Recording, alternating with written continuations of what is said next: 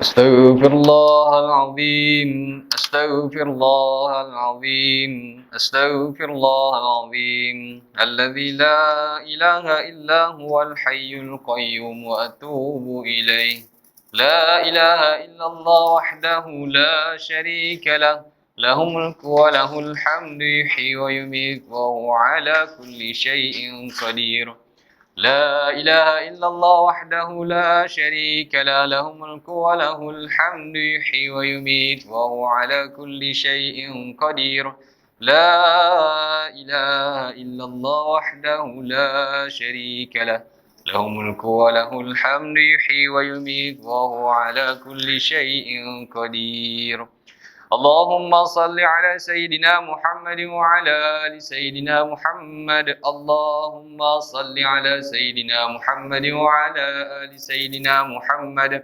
اللهم صل على سيدنا محمد وعلى آله وصحبه وبارك وسلم للنبي الكريم وآله وأصحابه الكرام الفاتحة أعوذ بالله من الشيطان الرجيم بسم الله الرحمن الرحيم الحمد لله رب العالمين الرحمن الرحيم مالك يوم الدين إياك نعبد وإياك نستعين اهدنا الصراط المستقيم صراط الذين أنعمت عليهم غير المغضوب عليهم ولا الضالين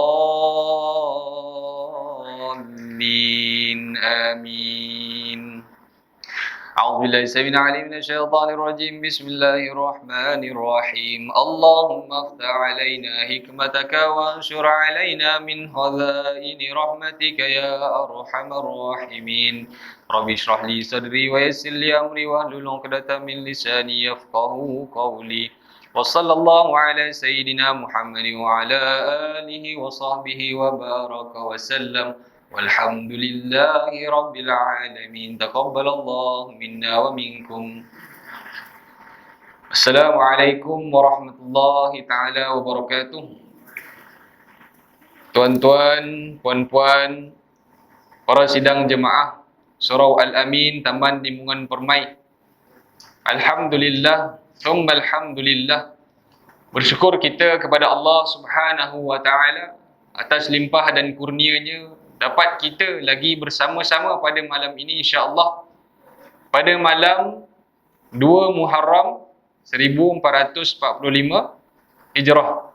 Alhamdulillah, bersyukur kita kepada Allah Subhanahu wa taala sebab Allah taala masih berikan lagi kenikmatan kepada kita, iaitu nikmat kehidupan, dan nikmat yang paling besar ialah nikmat iman dan amal kita kepada Allah Subhanahu wa taala. Yang di mana kalau kita masih lagi dapat melakukan ibadah, yang di mana masih lagi kita merasakan bahawa kita takut dengan Allah Subhanahu wa taala, kerana itulah kita melakukan ibadah, maka itu adalah nikmat yang paling besar sekali Allah Subhanahu wa taala berikan kepada kita. Bila mana kita ni dah tak ada rasa, nauzubillah min zalik, dah tak ada rasa nikmat nak melakukan ibadah, dah tak ada rasa takut nak melakukan ibadah, ibadah tu ditinggalkan kerana tidak rasa takut dengan Allah Subhanahu wa taala, maka tuan-tuan yang dirahmati Allah, ketahuilah bahawa nikmat itu tidak lagi diberikan kepada diri kita. Bahkan sebenarnya kita rasakan nikmat, padahal sebenarnya itu merupakan cara Allah Subhanahu wa taala nak mengazab kita dekat hari akhirat. Nauzubillah min dzalik. Kita minta pada Allah Subhanahu wa taala agar Allah Subhanahu wa taala tetapkan hati kita. Ya muqallibal qulub, tsabbit qulubana, ataupun tsabbit qalbi ala dinik wa ala ta'atik. Ya Allah, tetapkanlah hati kami seperti mana kau membolak-balikkan hati kami pada jalan-Mu ya Allah, iaitu pada agama-Mu dan pada ketaatan kepada-Mu ya Allah, ya Tuhan kami. Jadi bila kita minta Allah Subhanahu wa taala sentiasa membetulkan hati kita, maka insya-Allah Allah Ta'ala kata apa? Wa qala rabbukum ud'uni astajib lakum. Dan berdoalah kamu kepada diriku dan aku akan makbulkan doa kamu. Takkan kita minta Allah Ta'ala baiki hati kita, Allah Ta'ala tak baiki hati kita kan? Sebab dia yang membolak-balikkan hati kita. Jadi Kita doa pada Allah supaya Allah Ta'ala membolak-balikkan hati kita tetap pada agama dia dan tetap kepada ketaatan kepada Allah Subhanahu Wa Ta'ala. InsyaAllah Ta'ala alam. Baik tuan-tuan dan puan-puan yang dirahmati Allah Subhanahu Wa Ta'ala, bersempena kedatangan awal Muharram 1445 Hijrah ini, insya-Allah pada malam ini suka saya nak membawakan tajuk iaitu penghijrahan Nabi Muhammad sallallahu alaihi wasallam daripada Mekah ke Madinah dan cerita tentang awal Muharram. Tuan-tuan yang dirahmati Allah Subhanahu Wa Ta'ala, kalau orang tanyakan kepada kita, apa kena mengenanya awal Muharram ni dengan ma'al hijrah? Apa kena mengena sebenarnya? Adakah Nabi Muhammad sallallahu alaihi wasallam ni berhijrah daripada Mekah ke Madinah bertepatan pada 1 Muharram? Tidak tuan-tuan. Nabi berhijrah pada bulan Safar dan tiba di Madinah pada bulan Rabiul Awal. Tak ada kena mengena langsung dengan awal Muharram. Tapi tuan-tuan yang dirahmati Allah, ada kisah di sebalik kenapa awal Muharram ini dikaitkan dengan hijrah Nabi Muhammad sallallahu alaihi wasallam. Jadi sebelum kita masuk kepada cerita awal Muharram, suka saya nak menceritakan ataupun kita ulang balik. Sebenarnya saban tahun kita mendengar kisah hijrah Nabi Muhammad sallallahu alaihi wasallam. Saban tahun kita dengar tuan-tuan. Kalau siapa yang datang ceramah lah selalu kan, memang saban tahun dia akan dengar. Tapi tak apa, kita ulang supaya kita sentiasa ingat kepada Nabi Muhammad sallallahu alaihi wasallam, bagaimana kesusahan Nabi Muhammad berhijrah, bagaimana sahabat-sahabat dilayan dengan teruknya oleh kafir Quraisy di Mekah ketika mereka melakukan hijrah. Tu semua kita kena ambil tahu. Sebab kita dah tak rasa seperti mana mereka rasa. Jadi tuan-tuan yang dirahmati Allah, peristiwa hijrahnya Nabi Muhammad sallallahu alaihi wasallam daripada Mekah ke Madinah bermula apabila adanya perjanjian Aqabah yang pertama yang dibuat oleh Nabi Muhammad sallallahu alaihi wasallam bersama dengan kaum Aus dan Khazraj yang ketika itu berada di bumi Madinah.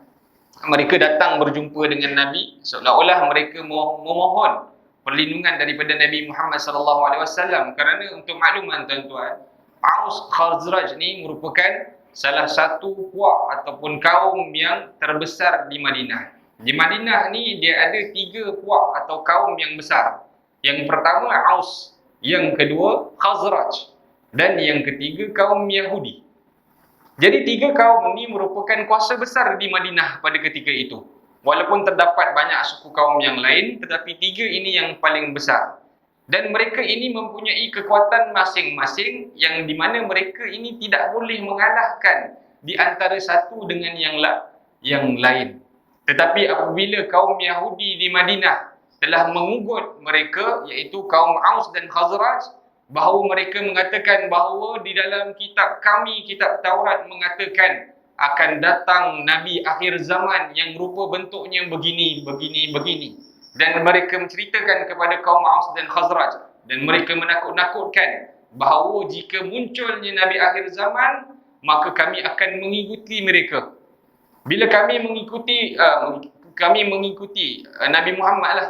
Jadi bila kami dah mengikuti Nabi Muhammad, maka kaum Yahudi berasakan bahawa mereka akan jadi semakin kuat, dan mereka mengugut untuk menghancurkan kaum Aus dan Khazraj ni supaya mereka dapat memegang Madinah. Jadi apabila mereka telah diugut sedemikian tuan-tuan, mereka jadi takutlah. Jadi mereka mengambil tindakan awal. Mereka pergi ke Mekah, pada musim haji. Dalam satu riwayat mengatakan mereka pergi ke Mekah dalam satu musim haji, dan mereka ni dah diceritakan bagaimana rupa bentuk Nabi Muhammad. Jadi mereka senang nak mengenali siapakah Nabi Muhammad. Jadi mereka melakukan perjumpaan dengan Nabi Muhammad di suatu tempat ketika itu di Aqabah. Jadi sebab itulah muncul satu perjanjian yang dinamakan dengan perjanjian Aqabah yang pertama, yang di mana mereka menceritakan kenapa mereka berjumpa dengan Nabi Muhammad, yang di mana mereka ini seolah-olah mahu meminta perlindungan daripada Nabi Muhammad sallallahu alaihi wasallam. Dan perjanjian di antara kaum Aus dan Khazraj pada perjanjian Aqabah yang pertama itu tidak lain tidak bukan adalah perjanjian untuk taat setia kepada Nabi Muhammad sallallahu alaihi wasallam dan mahu Nabi Muhammad tahu bahawa mereka ini telah mengikuti Nabi Muhammad sallallahu alaihi wasallam. Jadi seolah-olah mereka rasakan mereka melakukan tindakan yang lebih awal daripada kaum Yahudi. Jadi tuan-tuan yang dirahmati Allah, itu adalah pergerakan pertama daripada kisah hijrah. Kemudian tuan-tuan yang dirahmati Allah, apabila telah ada tapak di Madinah pada ketika itu, iaitu tapak yang di mana umat Islam mula bercambah di Madinah. Jadi bila Islam ini dah mula bercambah di Madinah, Rasulullah sallallahu alaihi wasallam menghantar seorang sahabat baginda yang digelar dengan Mus'ab bin Umair. Siapa Mus'ab bin Umair, tuan-tuan? Mus'ab bin Umair, tuan-tuan, kalau tuan-tuan dengar kisah dia, sedih, tuan-tuan. Sebab kenapa, tuan-tuan? Mus'ab bin Umair sebelum kedatangan Islam, sebelum masuknya dia ke dalam Islam, tuan-tuan, dia merupakan salah seorang daripada anak kaum bangsawan yang berada di kota Mekah pada ketika itu. Kaum keluarganya sangat kaya dan hampir separuh harta di kota Mekah itu dipegang oleh keluarga Mus'ab bin Umair ni, tuan-tuan. Tapi tuan-tuan, apabila beliau telah memilih Islam sebagai agamanya dan bersaksikan bahawa Muhammad itu adalah pesuruh Allah, dan beliau pada akhirnya, tuan-tuan, telah dibuang oleh keluarganya. Dan beliau juga telah diugat oleh ibunya bahawa beliau jika memeluk Islam dan tak mahu keluar daripada agama Islam ni, satu sen harta pun kamu tak akan dapat, kata ibunya. Dan betul, tuan-tuan, memang satu sen harta pun Mus'ab tak dapat. Dan dikatakan para sahabat radhiyallahu anhum pernah berasa sedih dan ada yang menangis melihat keadaan Mus'ab ketika Islamnya beliau. Tetapi atas dasar keimanan dan keyakinan diri dia terhadap agama Islam ini, beliau tetap bertahan. Kerana beliau tahu dan yakin Nabi Muhammad ini digelar Al-Amin. Apa yang Nabi Muhammad janjikan pasti akan berlaku. Sebab tu dia stay dekat Islam ni. Walaupun dia dah jatuh miskin, apa ke dana, satu sen pun tak ada dekat dia. Kalau kita ni, tuan-tuan, diberikan pilihan nak berjihad di jalan Allah, tapi harta kita semua kena sedekahkan pada agama Islam, sanggup tak kita? Sedangkan para sahabat pun ada yang tak sanggup nak menyedekahkan semua harta mereka di jalan Allah. Ada sahabat yang tak sanggup, dia sedekahkan separuh je. Tapi ada juga sahabat yang sanggup menyedekahkan semuanya. Itu para sahabat lah. Tapi kalau kita lihat balik diri kita, tuan-tuan yang dirahmati Allah Subhanahu Wa Taala. Baik, tuan-tuan yang dirahmati Allah, setelah Mus'ab dihantar ke Madinah itu untuk menjadi, orang kata, pendakwah. Jadi Mus'ab ni, dia seorang yang sangat rajin, dia seorang yang menuruti kata perintah Nabi Muhammad SAW. Jadi dia pergi ke Madinah, dia pergi berdakwah, sehingga kan dikatakan bahawa tiada satu rumah pun yang tidak dimasuki oleh Mus'ab bin Umair semata-mata untuk berdakwah kepada orang-orang Madinah. Dan alhamdulillah, atas usaha Mus'ab bin Umair ini, hampir keseluruhan kota Madinah menerima Islam sebagai agama mereka. Jadi tuan-tuan, bila dah ada tapak, bila dah ada penerimaan orang Islam di kalangan orang Madinah pada ketika itu, jadi mereka ini menghantarkan segerombolan ataupun sekumpulan orang-orang untuk membuat lagi satu perjanjian dengan Nabi Muhammad sallallahu alaihi wasallam. Perjanjian ini adalah satu perjanjian jihad di antara Nabi Muhammad dan juga kaum Aus dan Khazraj di Madinah. Tapi masa tu mereka dah tak gelar mereka sebagai kaum dah. Mereka menggelarkan diri mereka sebagai orang Islam yang mahu meminta satu perjanjian, iaitu perjanjian yang membolehkan mereka menjadi kuat dekat Madinah. Jadi dibuat satu lagi perjanjian yang dinamakan Perjanjian Aqabah. Dan wakil yang dihantar oleh Madinah pada ketika itu, tuan-tuan yang dirahmati Allah, iaitu seorang sahabat baginda yang dinamakan dengan Sa'ad bin Ubadah. Yang di mana perjanjian kedua ini, tuan-tuan dan puan-puan yang dirahmati Allah, lebih kepada perjanjian jihad, iaitu kata-kata Nabi Muhammad ini yang meyakinkan mereka bahawa Nabi Muhammad akan melindungi mereka. Apakah sabda baginda sallallahu alaihi wasallam? Kita lihat Nabi mengatakan bahawa bahkan darah dengan darah, kemusnahan dengan kemusnahan, aku sebahagian dari kamu dan kamu sebahagian daripada aku. Aku perangi sesiapa yang kamu perangi dan aku berdamai dengan sesiapa yang kamu berdamai. Dan ini adalah perjanjian jihad. Dan ini adalah perjanjian darah dan nyawa, kata Nabi Muhammad SAW. Jadi bermula daripada saat itu, tuan-tuan, ya, Islam telah mula tersebar luas dan perjanjian itu telah dibuat. Jadi orang Madinah bertambah yakin dengan agama Islam, dengan Nabi Muhammad SAW. Jadi mereka, orang kata Islam sebelum ni hanya bermula daripada sebuah putik, sekarang ini sudah mekar menjadi sebuah bunga. Jadi tuan-tuan yang dirahmati Allah, dan dikatakan apabila mulanya hijrah para sahabat radhiyallahu anhum ke kota Madinah adalah kerana, tuan-tuan, pada selepas 3 tahun berlakunya peristiwa Amun Hazan ataupun peristiwa sedih Nabi Muhammad SAW. Semua orang tahu apakah peristiwa sedih yang berlaku pada Nabi Muhammad. Peristiwa yang pertama iaitu kematian bapa saudaranya. Yang kedua berlakunya kematian isterinya. Jadi tuan-tuan yang dirahmati Allah, selepas 3 tahun daripada itu, Nabi Muhammad mula menerima ancaman yang sangat-sangat hebat daripada kaum kafir Quraisy. Orang yang backup dia, iaitu bapa saudaranya dengan isterinya, dah tak ada. Jadi Nabi Muhammad ni bukanlah nak dikatakan semakin lemah, tapi orang kata bila dah tak ada backup, jadi orang ni, musuh-musuh Islam ni mula lagi menekan-nekan, sehingga dikatakan mereka ni sanggup berbuat apa sahaja demi nak meruntuhkan akidah mereka, iaitu orang-orang agama Islam. Jadi tuan-tuan yang dirahmati Allah, bermula daripada peristiwa itu apabila mereka menerima ancaman-ancaman yang hebat daripada kaum kafir Quraisy. Jadi Nabi baginda Muhammad SAW mengarahkan para sahabat radhiyallahu anhum untuk berpindah ke Madinah.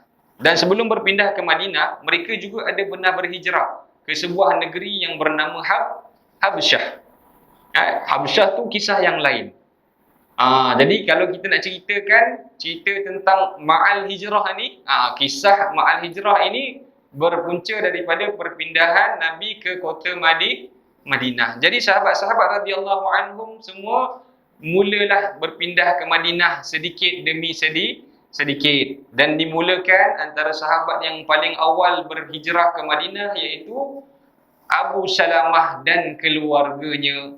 Jadi Abu Salamah dan keluarganya ni orang yang awal sekali berpindah ke Madinah. Sehingga dikatakan apabila mereka berhijrah itu, tuan-tuan, isteri Abu Salamah iaitu Ummu Salamah dan anak beliau Salamah telah ditangkap. Telah ditangkap dan dikatakan telah ditahan selama setahun di dalam penjara di Mekah. Barulah mereka dapat berjumpa di Madinah. Itu pengorbanan, tuan-tuan. Hijrah, sahabat yang awal dia nak berhijrah ke Madinah, tapi isteri anak dia dan isterinya telah ditangkap. Setahun lepas tu baru dilepaskan, baru boleh jumpa Abu Salamah dekat Madinah. Itu sebuah pengorbanan. Baik.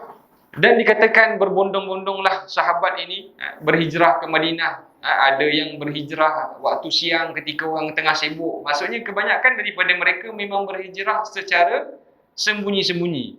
Ada yang hijrahnya tengah malam. Berbagai-bagai alasan mereka lakukan, mereka katakan kepada kaum kafir Quraisy. Jadi tuan-tuan, tinggallah ada beberapa sahabat lagi yang berada di Mekah pada ketika itu, dan hanya seorang sahabat sahaja, tuan-tuan, yang berani melakukan hijrah secara terbuka. Kita nak lihat sahabat ni punya berani, sehingga kan Nabi Muhammad dan Sayyidina Abu Bakar yang melakukan hijrah pun secara sembunyi. Tetapi sahabat ni, tuan-tuan, dia lakukan hijrah secara terbuka. Siapakah sahabat tu tuan-tuan? Saidina Umar. Saidina Umar Al-Khattab radhiyallahu anhu. Siapa tak kenal Saidina Umar? Saidina Umar seorang yang sangat-sangat tegas. Dan dikatakan, ada riwayat mengatakan Saidina Umar ni kalau dia lalu satu kawasan, syaitan dah tak lalu dekat mana dia lalu. Hebat Umar ni tuan-tuan. Sampai dia ni, walaupun orang kafir Quraisy nak mengancam membunuh orang-orang yang berhijrah ni, dia relax je. Lepas dia melakukan tawaf, dia buat persediaan untuk melakukan hijrah, untuk bermusafir, sehingga dia katakan, kalau siapa berani menghalang aku untuk melakukan hijrah, maka anaknya akan menjadi yatim. Isteri-isteri mereka akan menjadi janda. Dan siapa yang berani menghalang aku akan tunggu dia di balik bukit ini. Dan aku akan melakukan hijrah daripada balik bukit ini. Ada orang datang tak tuan-tuan? Seekor pun tak ada. Seorang pun, orang daripada kaum kafir Quraisy yang beria-gia nak mengancam orang Islam ni, tak ada datang pun. Tak berani mereka dengan Umar radhiyallahu anhu. Baik tuan-tuan yang dirahmati Allah Subhanahu wa taala. Lepas daripada peristiwa hijrah tu, sahabat sedikit demi sedikit telah berhijrah, dan akhirnya kesemua sahabat telah berhijrah ke Madinah, dan akhirnya tinggallah Nabi Muhammad sallallahu alaihi wasallam bersama dengan Sayyidina Abu Bakar bersama dengan keluarganya. Jadi Nabi Muhammad ada keluarganya. Sayyidina Abu Bakar pun ada keluarganya.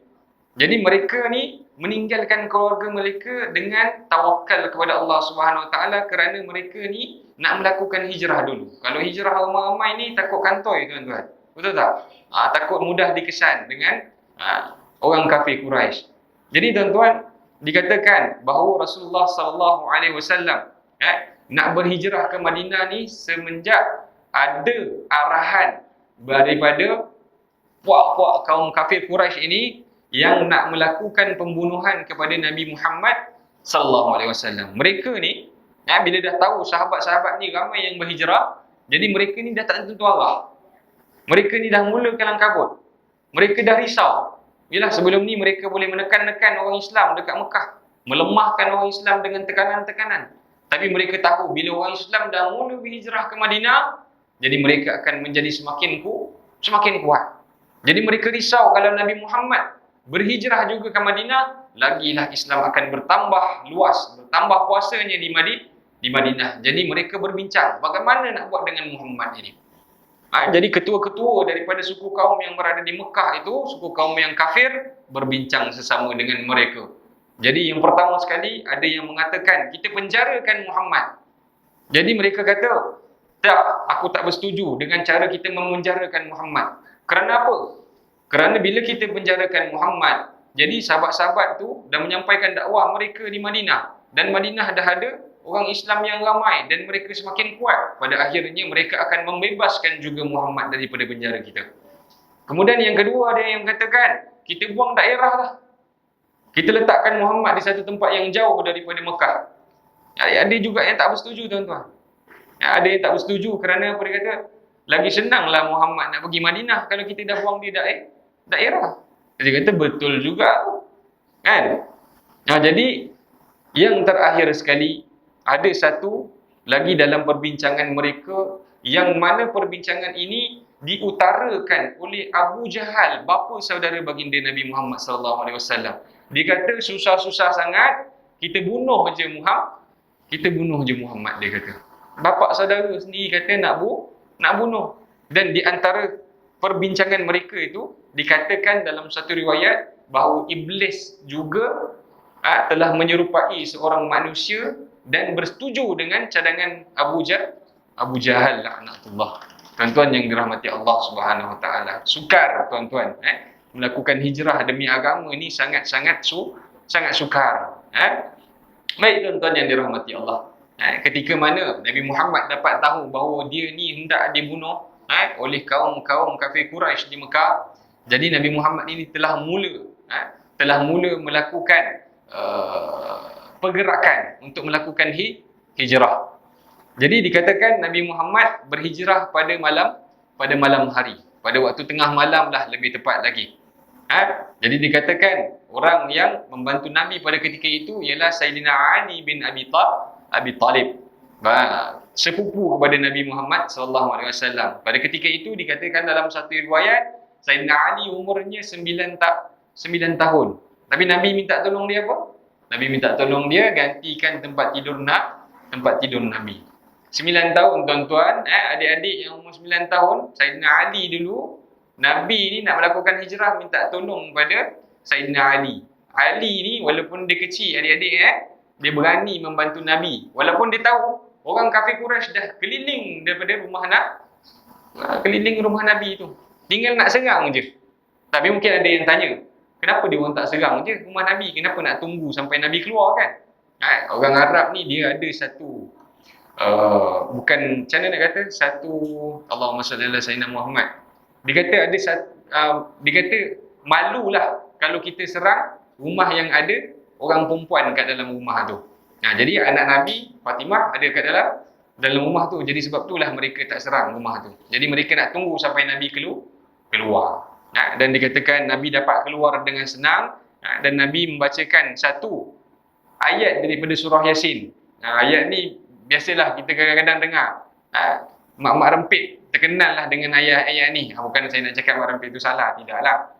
Ayat 9 daripada surah Yasin. Wa ja'alna min baini aydihim saddan wa min khalfihim saddan fa aghshaynahum fahum la yubsirun. Orang kata baca ayat ni bila lalu Roblox polis tak nampak. Wallahu taala alam.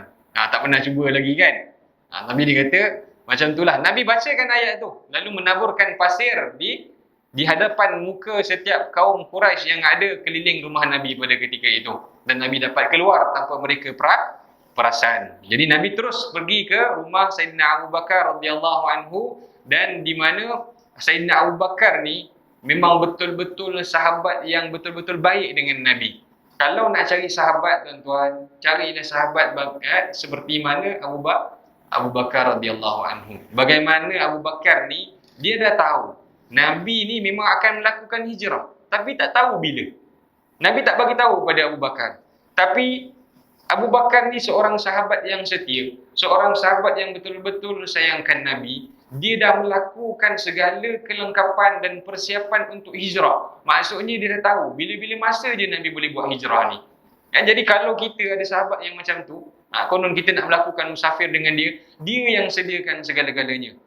Sayang sahabat tu. Kekalkan sahabat tu sampai kita mati nanti tuan-tuan. Tapi kalau kita sahabat-sahabat yang kita kenal ni mungkin lebih kepada kawan-kawan, lebih kepada rakan-rakan, tak mampu nak sehidup semati dengan diri kita tuan-tuan. Tapi kalau ada sahabat kita yang seperti Abu Bakar ni, sayangi dia sampai mati. Dia dah sediakan tuan-tuan segala kelengkapan untuk berhijrah, dan dikatakan disediakan 2 ekor unta untuk dia dan juga Rasulullah sallallahu alaihi wasallam untuk melakukan hijrah. Baik tuan-tuan yang dirahmati Allah Subhanahu wa taala. Dikatakan Nabi Muhammad dan juga Abu Bakar ni dia tidak menggunakan jalan utama untuk pergi ke Madinah. Dia menggunakan jalan yang lain. Kalau gunakan jalan yang normal, dah tentu puak kaum kafir Quraisy senang nak mengesan mereka. Jadi dalam perjalanan hijrah Nabi ini, Nabi Muhammad SAW dibantu oleh beberapa watak dalam kisah hijrah ini. Yang pertama yang membantu Nabi ialah Abu Bakar As-Siddiq radhiyallahu anhu. Yang kedua yang membantu Nabi ialah Sayyidina Ali bin Abi Talib radhiyallahu anhu. Yang ketiga yang membantu Nabi ialah anak kepada Abu Bakar, iaitu Asma binti Abu Bakar radhiyallahu anha.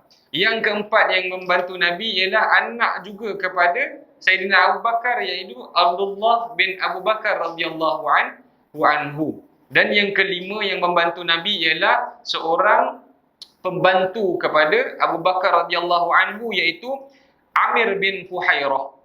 Dan yang terakhir yang membantu Nabi dan Abu Bakar untuk berhijrah ialah terdapat seorang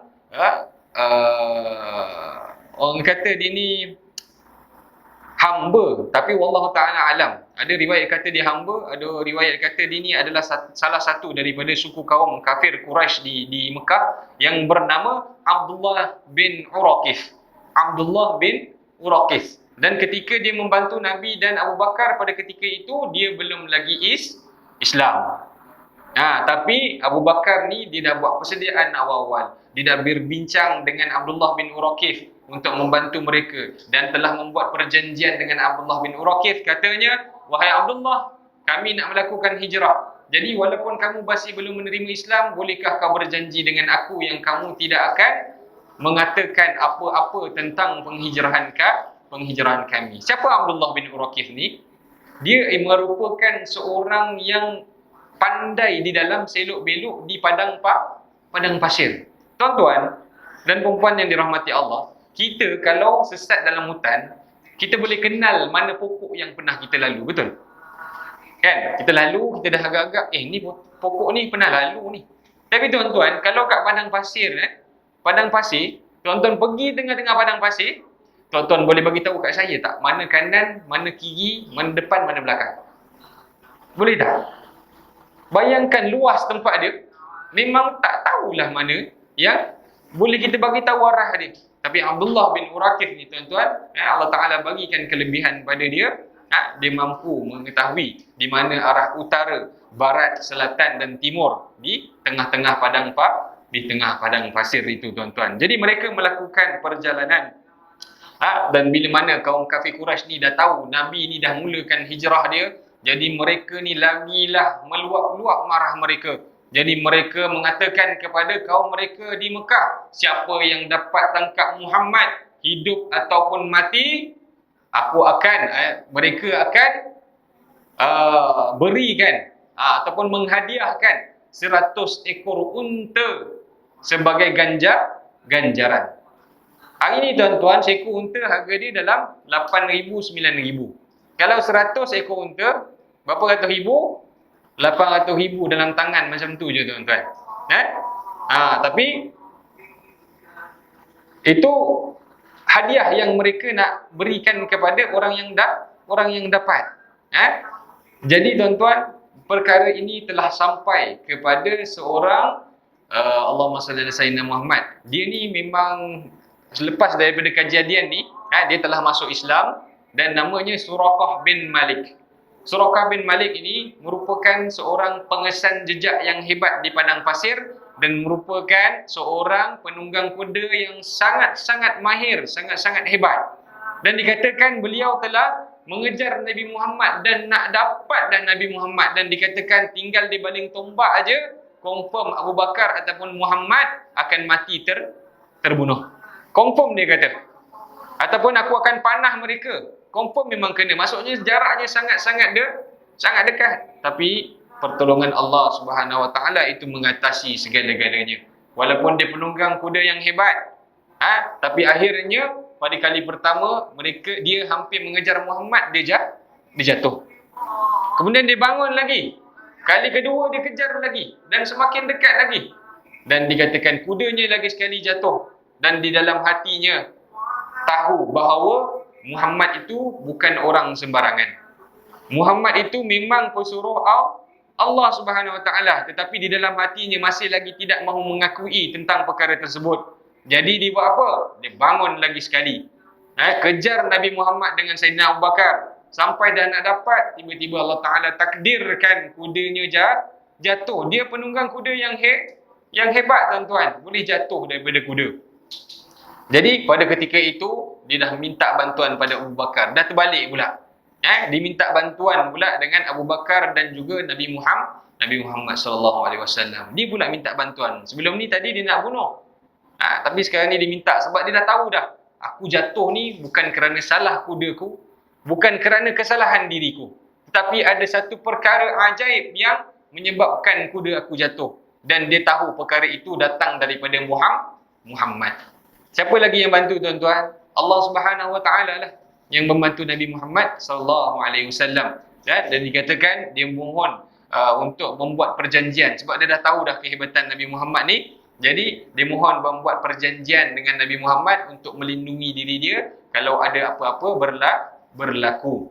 Jadi tuan-tuan, perjanjian tu digunakan oleh Suraqah bin Malik ini pada ketika itu Taif ditawan oleh tentera Islam. Jadi Suraqah bin Malik ni digunakan perjanjian dia di antara Nabi Muhammad ketika Nabi Muhammad berhijrah. Jadi dari perjanjian tu dia dibebaskan. Jadi dia tak jadi tawanan perang lah. Okey, baik tuan-tuan yang dirahmati Allah Subhanahu Wa Taala. Baik.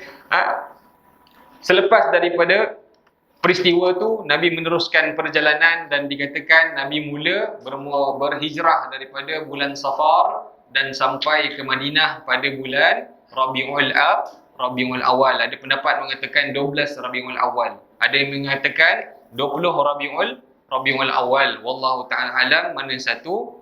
Tapi akhirnya Nabi sampai dan ada satu peristiwa ketika Nabi sampai yang di mana bila sampai Nabi ke Madinah, semua orang dekat Madinah ni yang dah Islam semuanya menawarkan Nabi untuk tinggal di rumah mereka. Jelah Nabi datang sehelai sepinggang tuan-tuan. Tak ada rumah, tak ada harta, yang ada baju dan binatang yang bawa Nabi je. Jadi penduduk Madinah ni antara yang kita kenali sebagai penduduk yang baik. Sampai sekarang pun kita boleh lihat perbezaan Mekah dengan Madinah. Kalau saya sejujurnya memang saya lebih suka Madinah daripada Mekah. Kalau datang Mekah serabut, kelang kabut. Kalau datang Madinah alhamdulillah tenang je tuan-tuan. Kalau tuan-tuan buat umrah memang nampak perbezaan Mekah dengan Madinah. Jadi orang-orang Madinah ni tawarkan kepada Nabi untuk tinggal di rumah mereka masing-masing. Jadi Nabi masa tu tengah naik unta lagi, baru sampai Madinah. Jadi Nabi kata dengan mereka, aku akan berhenti pada tempat unta ni akan berhenti. Kerana unta ini telah diperintahkan Allah Subhanahu Wa Taala untuk berhenti di tempat yang sepatutnya dia berhenti. Jadi bila dia berhenti di satu kawasan ini, yang di Allahumma salli ala Sayyidina Muhammad, yang dikenali dengan kawasan suku kaum Najjar.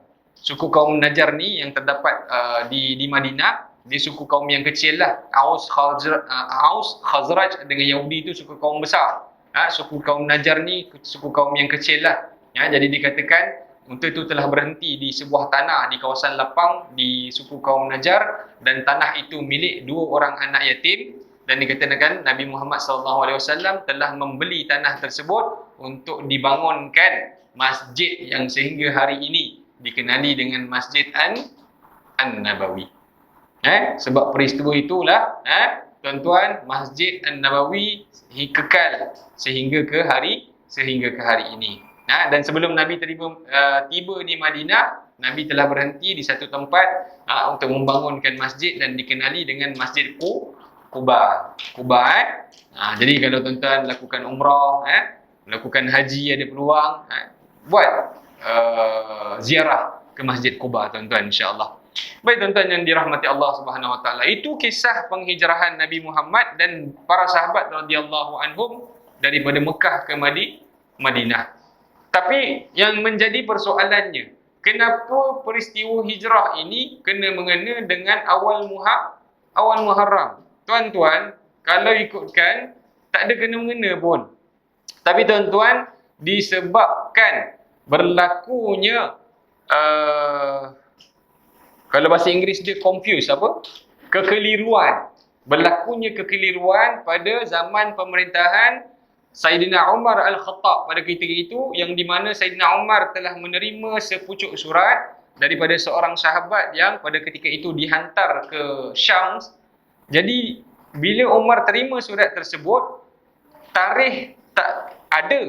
Tarikh ada, contohnya 12 Syakban, tapi tak ada tahun. Tapi tak ada tahun. Sebab sebelumnya munculnya tarikh tahun hijrah, mereka ini hanya menggunakan tahun apabila berlakunya suatu perkara pada tahun tersebut. Contoh kelahiran Nabi, 20 Rabiul Awal tahun apa? Tahun gajah. Sebab masa tu ada tentera gajah yang datang serang Kaabah. Jadi tuan-tuan yang dirahmati Allah, jika berlakunya sesuatu pada tahun tersebut dan nama tahun tersebut dinamakan dengan peristiwa yang berlaku.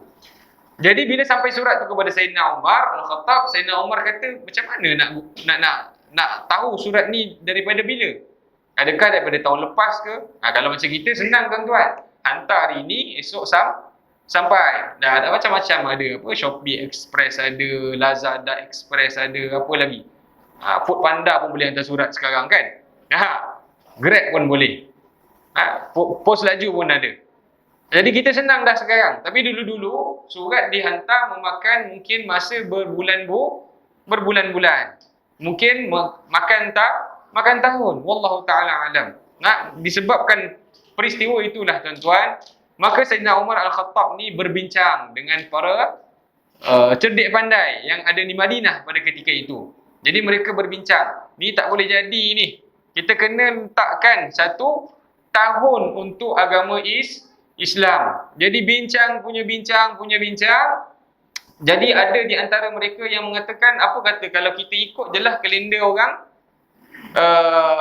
kalender Masihi. Jadi dah tentulah Sayyidina Umar tolak bulat-bulat. Dia kata, buat apa kita nak ikut orang kafir punya kalender? Kan? Buat apa kita nak ikut orang kafir punya kalender? Baik kita adakan kalender kita sendiri. Jadi bincang. Jadi terdapat 4 usul. 4 usul untuk meletakkan bilakah tahun pertama untuk kalender Islam lah. Kalau kalender hijrah ni dah tahu dah. Jadi 4 usul itu, yang pertama mereka nak meletakkan tahun pertama bagi kalender Islam iaitu pada tahun kelahiran Nabi. Yang kedua nak letakkan tahun untuk Islam ini pada tarikh Nabi diangkat menjadi Rasul. Yang ketiga nak diletakkan pada tarikh Nabi berhijrah. Dan yang keempat usul mereka nak meletakkan tahun pertama bagi agama Islam ini ialah pada tahun Nabi wafat. Cadangan pertama dengan kedua iaitu tarikh Nabi lahir dengan tarikh Nabi diangkat menjadi Rasul mempunyai khilaf yang banyak di kalangan para sahabat. Jadi mereka ni tak tahu sebenarnya tahun bilakah berlaku peristiwa tersebut. Jadi dua ni ditolak. Jadi yang cadangan keempat iaitu pada tarikh kewafatan baginda Nabi Muhammad sallallahu alaihi wasallam. Jadi pun ditolak sebab dia kata takkanlah setiap kali datangnya awal Muharram kita akan mengingati bahawa Nabi telah wafat. Jadi itu akan menimbulkan kesedihan di kalangan umat Islam. Jadi cadangan keempat pun ditolak. Jadi yang dipilih ialah tarikh hijrahnya Nabi Muhammad sallallahu alaihi wasallam. Sebab itulah tuan-tuan, 1 Muharram pada setiap tahun diperingati dengan hijrahnya Nabi Muhammad sallallahu alaihi wasallam. Jadi bukanlah hijrah Nabi pada Rabiul Awal itu dijadikan 1 Muharram, tidak. Tapi pada tahun hijrah Nabi itu diletakkan tahun pertama bagi kalender Islam. Sebab tu dibagi nama kalender hijrah. Baik, faham tuan-tuan? Kenapakah diberikan 1 Muharram itu sebagai permulaan tahun hijrah. Tapi benda tu berlaku bukan ketika Nabi hijrah, tidak. Selepas 16 tahun Nabi berhijrah, barulah perkara itu ditimbulkan. 16 tahun tu maksudnya 10 tahun Nabi dah memerintah Mekah, kemudian Nabi memerintah Madinah. 10 tahun kan Nabi di Madinah. Kemudian 3 tahun Allahumma salli Sayyidina Muhammad, Sayyidina Abu Bakar pula menjadi khalifah. Kemudian wafat Sayyidina Abu Bakar, digantikan dengan Umar. Lagi 3 tahun tu barulah berlaku wujudnya pemikiran Umar nak meletakkan tahun pada tahun Islam. Jadi tuan-tuan yang dirahmati Allah, sebab itulah kita menyambut awal Muharram ini kena mengena dengan hijrah Nabi Muhammad sallallahu alaihi wasallam. Dekat Malaysia ni pun sebenarnya perkara ni perkara yang baru. Pada 1987 1987 dulu Tan Sri Yusof Muhammad Noor, dia yang bawakan sambutan Ma'al Hijrah ni dekat Malaysia. Sebelum-sebelum ni orang hanya menyambut awal Muharram macam menyambut tahun baru lah. Kan? Kita 31 Disember kita sambut tahun baru untuk 1 Januari, betul? Jadi dalam Islam pun kita ada sambutannya. Jadi Tan Sri Yusof Muhammad Noor ni dibawakan sambutan Ma'al Hijrah ini ke dalam Malaysia. Jadi sampai ke hari ini tuan-tuan, alhamdulillah kita masih memperingati peristiwa hijrahnya Nabi Muhammad sallallahu alaihi wasallam. Tapi bukanlah hijrah Nabi itu pada 1 Muharram. Tapi hijrah Nabi bermula daripada Safar hingga sampai di Madinah pada bulan Rabiul Awal. Jadi tuan-tuan yang dirahmati Allah. Jadi kalau orang tanyakan pada kita, apa kelebihan yang ada pada bulan Muharram ni? Tak ada apa-apa pun. Tak ada apa-apa peristiwa kan? Tapi ada peristiwa yang berlaku. Dan peristiwa tu banyak berlaku pada 10 Muharram. Dan Nabi Muhammad sallallahu alaihi wasallam di dalam sebuah hadis, baginda Nabi Muhammad sallallahu alaihi wasallam mengatakan, dan diriwayatkan oleh Allahumma salli ala sayyidina Muhammad, dan diriwayatkan oleh Ibnu Abbas radhiyallahu anhu, iaitu sabda baginda, ma ra'aitun Nabi sallallahu alaihi wasallam yataharri siyami yaumin fasalahu ala ghairihi illa hadzal yaum, yakni yaumul Asyura, iaitu aku tidak pernah melihat Rasulullah sallallahu alaihi wasallam mengejar satu hari yang fadilatnya lebih berbanding hari-hari yang lain melainkan hari ini, iaitu hari Asyura. Dikatakan Nabi Muhammad sallallahu alaihi wasallam berpuasa pada hari Asyura kerana apabila Nabi sampai ke Madinah, Nabi lihat pada 10 Muharram itu orang-orang Yahudi berpuasa. Dan Nabi bertanyakan kepada mereka, kenapakah kamu berpuasa pada hari ini? Jadi mereka mengatakan bahawa ketika hari ini Nabi Musa alaihissalam diselamatkan Allah Subhanahu Wa Taala daripada Fir'aun, dan itu merupakan kemenangan bagi kaum kami. Jadi disebabkan kami memperingati kemenangan bagi kaum kami pada 10 Muharram ini, kami berpuasa. Jadi Nabi kata apa pada kaum Yahudi? Aku lebih berhak ke atas Musa berbanding kamu. Kerana apa? Nabi Musa itu juga seorang Nabi. Jadi disebabkan perkara itu, Nabi mengejarkan untuk berpuasa pada 10 hari Muharram. Faham tuan-tuan? Jadi fadilat dia, kelebihan dia ialah berpuasa pada 10 Muharram. Kejarkan tuan-tuan. Lagi berapa hari? Hari ini dah 2 Muharram. Besok 3, 4, 5, 6, 7, 8, 9, 10, lebih kurang ada dalam baki 9 hari lagi untuk kita berpuasa. Dan dianjurkan oleh para ulama untuk kita berpuasa 1 hari sebelum 10 Muharram ataupun 3 hari, iaitu 1 hari sebelum dan 1 hari selepas. Fadilatnya banyak, kelebihannya banyak. Dan dikatakan Nabi mendoakan siapa yang berpuasa pada 10 Muharram, dosa-dosanya setahun akan dihapuskan. Kita puasa Arafah setahun sebelum, setahun selepas dihapuskan. Tambah lagi puasa pada 10 Muharram, dihapuskan lagi satu tahun. Dah banyak dah dosa-dosa kita ni diampunkan oleh Allah Subhanahu Wa Taala. Apa lagi kita nak tuan-tuan? Apa kita kena buat? Puasa je. Tapi sebaik-baiknya kita puasa 1 hari sebelum ataupun 1 hari sebelum, 1 hari selepas. Sebab kita tak nak puasa kita ni sama dengan orang-orang Yahudi. Kan Nabi kata dalam sebuah hadis, kita naklah buat sesuatu perkara ni berbeza dengan orang-orang yang kafir. Jadi tuan-tuan yang dirahmati Allah Subhanahu Wa Taala, itulah serba sedikit tentang kisah awal Muharram ini, yang di mana awal Muharram ini kena mengena dengan hijrah Nabi Muhammad sallallahu alaihi wasallam. Dan tarikh awal Muharram ini kerana hijrahnya Nabi Muhammad dipilih sebagai tahunnya hijrah yang pertama. Jadi dalam awal Muharram ini juga terdapat satu kelebihan, iaitu pada 10 Muharram, yang di mana 1 hari je tuan-tuan, tapi kita dianjurkan puasa 2 hari ataupun 3 hari. Buatlah yang paling baik untuk diri kita. Nak puasa 1 hari pun boleh, nak puasa 3 hari pun boleh, tidak ada masalah. Tapi yang penting kejarkan puasa, sebab Nabi Muhammad dah cakap dengan kita setahun dosa kita akan diampunkan. Dan banyak peristiwa-peristiwa yang berlaku pada 10 Muharram. Nabi Musa diselamatkan Allah Ta'ala daripada Fir'aun pada 10 Muharram. Nabi Sulaiman diangkat menjadi raja pada 10 Muharram. Nabi Nuh alaihissalam sampai ke tempat selamat selepas banjir yang besar pun berlaku pada 10 Muharram. Dan ada riwayat mengatakan peristiwa Ashura, peristiwa buat bubur Ashura itu berlaku pada zaman Nabi Nuh. Tapi sesama sekali tuan-tuan, saya nasihatkan jangan kita sandarkan buat bubur Ashura itu kepada Nabi Nuh alaihissalam, kerana tidak ada satu nas ataupun dalil yang sahih yang mengatakan sedemikian. Cukup kita buat bubur Ashura itu untuk kita bagi-bagikan kepada orang yang berhak ataupun yang memerlukan. Dan ada orang puasa masa tu, kan lebih baik kita memberi makan kepada orang berpuasa, insya-Allah. Tuan-tuan yang dirahmati Allah Subhanahu Wa Taala, semoga apa yang saya sampaikan ini tuan-tuan dapat amalkan dan sampaikan juga, sebab benda ni tahun depan dia akan ulang lagi sekali.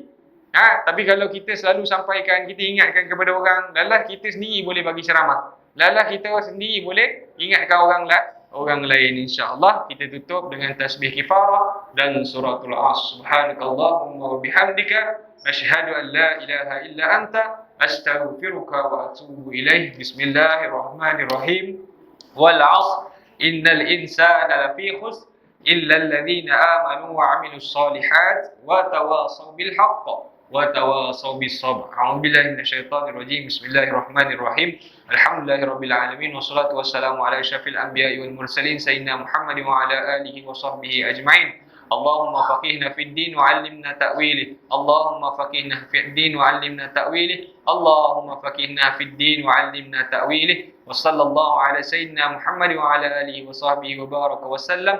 Walhamdulillahirabbil alamin. Taqabbalallahu minna wa minkum.